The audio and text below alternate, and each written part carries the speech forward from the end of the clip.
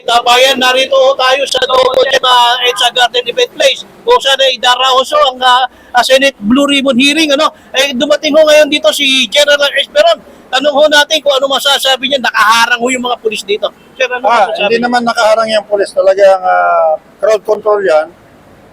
Trabaho nila, pabayaan mo sila. Total, tayo naman ay pinapapasok naman nila sa Double Gem yung mga participants. Nasa loob na yung 18 plus 4 na bago. So, malapit nang simulan yung interview. Bakit ako narito? Unang-una, ako ay naiinip na at ako ay may galit na. Dahil magmula noong zona ng 2025 July, sinabi ng President Bongbong noon na mahiya naman kayo. May nangyari na ba? Yung Independent Commission on Infrastructure na Investigasyon sa Blue Ribbon Committee, natawag ba mga kailangan investigahin?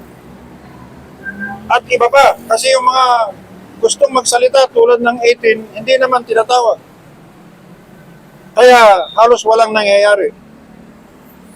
Mag-iisang taon na, malapit na naman ang SONA sa July 27, wala pa rin nangyayari. Kaya dapat lang malaman natin kung ano nangyari at sana yung mga may kasalanan ay managot, maparusahan.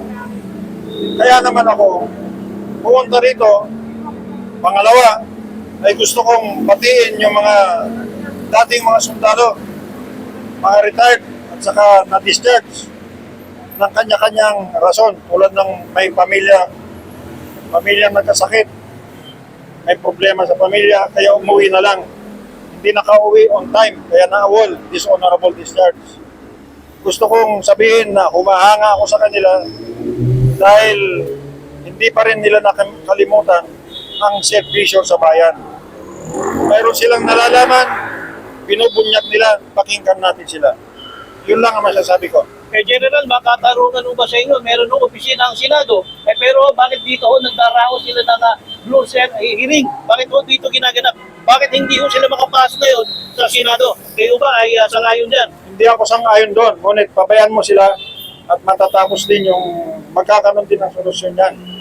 Ngunit ako'y naniniwala na mayroong majority ngayon, kaya kaya pwede silang magkaroon ng hearing sa labas. Kaya pakinggan natin kung ano mangyayari. Alright, sir, thank you. Maraming po salamat, sir. Maraming po salamat. Hello, sir. Sir, dito ha.